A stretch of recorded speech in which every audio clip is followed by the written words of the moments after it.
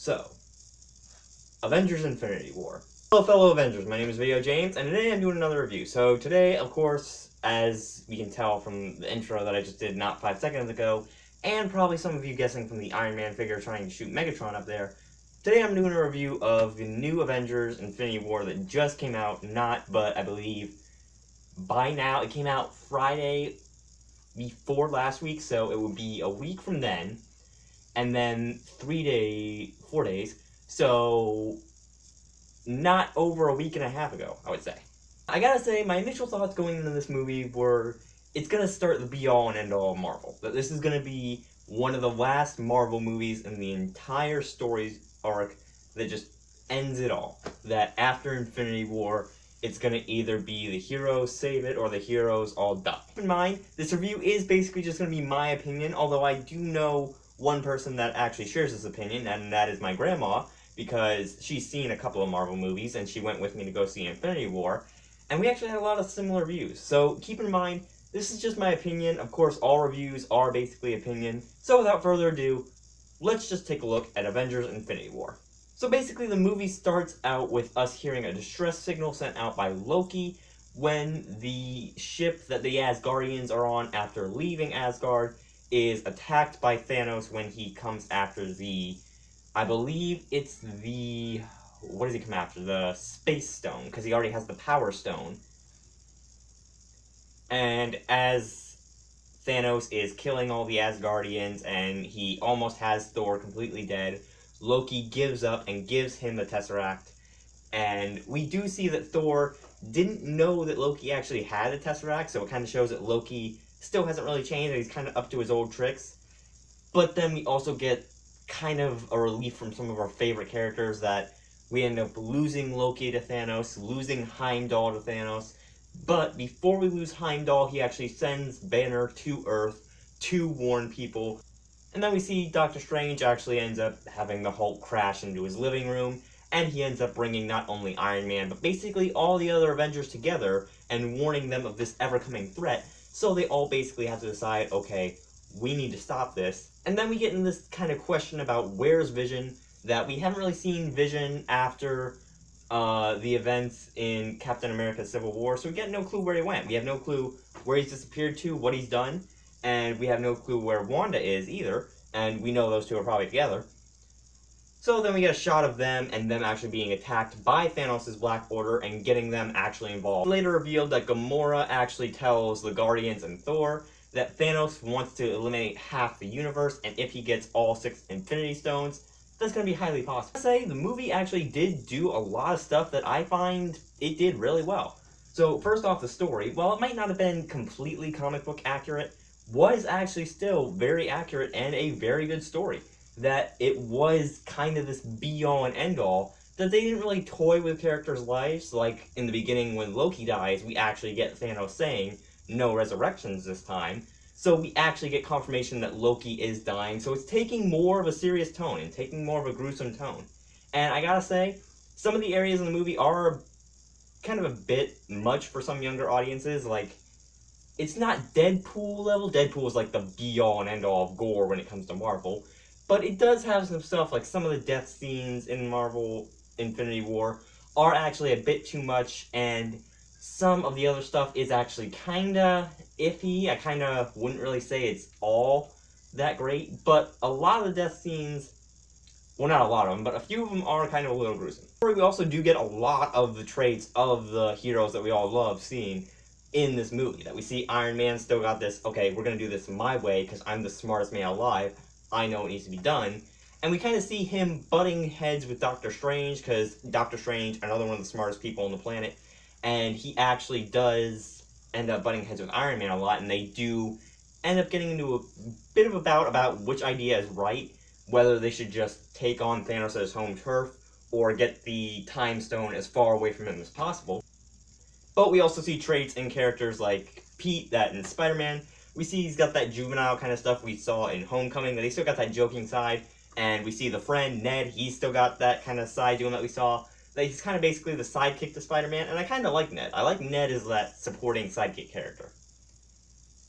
And then we see people like T'Challa, they still got all their stuff. Cap, he's still got a lot of his traits, and Widow actually has become a bit more vicious. Moving on from story, I gotta say, the special effects, I'm a tiny bit surprised, because I would have thought that since they included Doctor Strange, there will be a lot more world bending and everything, but the special effects they use still are very nice. That the effects they use for Strange when he multiplies himself, those are still very nice, and basically all the Strange stuff they did really well, and stuff like Iron Man's suit, that his new bleeding edge suit, that the animation of the nanobots and all that actually is very nice, and the animation that they did for the Hulk too, I actually found really impressive, because it's like, not only did they manage to get the green to kind of come up a little bit and up and down, but they also managed to get like Banner shifting immediately to Hulk, or just like half of Banner's face going to Hulk.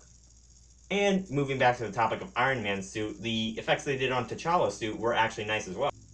And then, of course, we move to the core of every Marvel movie, the action sequences. Now, the action sequences in Infinity War, I can't say they were bad. The action sequences, honestly, were very great.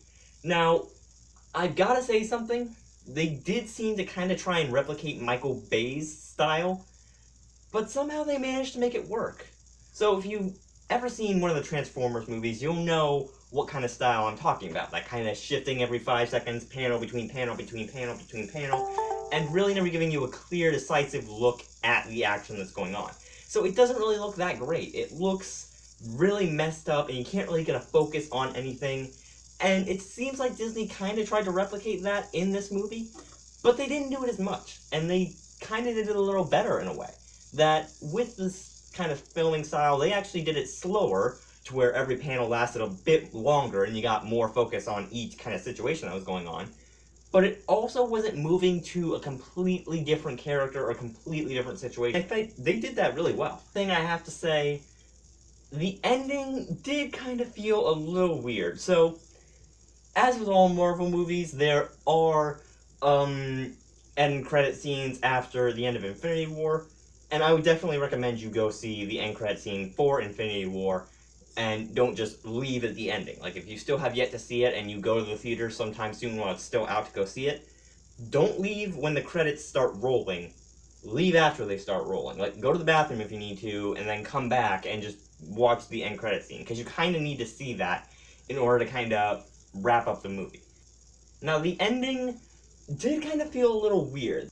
Not only did they do what they did, like they did the whole story of the Avengers and the Guardians trying to fight Thanos and keeping him from getting all of the stones, but in the end, Thanos just getting all the stones anyway, and basically making their plans essentially useless, because, okay, I'm gonna spoil it right now.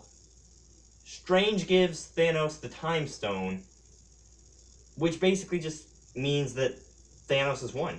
Because Thanos can just immediately go to where Vision is, and they haven't destroyed the Mind Stone yet. So even if they do destroy it, Thanos can just immediately take it, and use the Time Stone to rewind back to when they didn't destroy it, and just pluck it out of Vision's head. So, what's the point? It's basically over at that moment. He basically has all the Infinity Stones, and it should be done. Over then. Gone.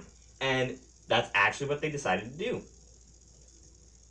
Now, I also have to say, a lot of the deaths that they did at the end, they didn't really feel deserved, or they didn't really feel like they had that great an impact. Like, granted, Spider-Man's death and Doctor Strange's death did have a bigger impact, that they had some kind of lasting effect, that Strange gave the reason for what he did before he died, and Spidey, we kind of got that heart-touching ending, that we didn't want to lose him, and he didn't want to go either, but we lost him anyway. It was kind of like the death of the 10th Doctor, where he had to regenerate and he was like, I don't want to go. But then there's other deaths, like Drax and Star-Lord. You don't really feel like it's that well done, that they kind of just fade, and it's kind of just a waste, really. That they don't really give much of a good farewell send-off to them. That it's just, they're dead, they're gone, we're erasing them.